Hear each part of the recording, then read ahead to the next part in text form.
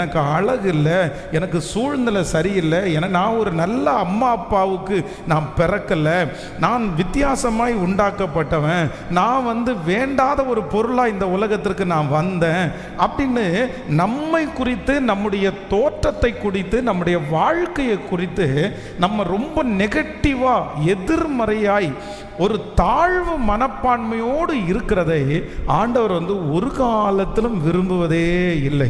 எப்பொழுதுமே ஆண்டவருடைய பிள்ளையினிடத்தில் என்ன எதிர்பார்க்கிறார் அப்படின்னா, இந்த உலகத்தில் இருக்கிறவனை விட நீங்கள் பெரியவர்கள், நீங்கள் உயர்ந்தவர்கள், நீங்கள் மதிப்புக்குரியவர்கள், நீங்கள் ஆசீர்வதிக்கப்பட்டவர்கள்.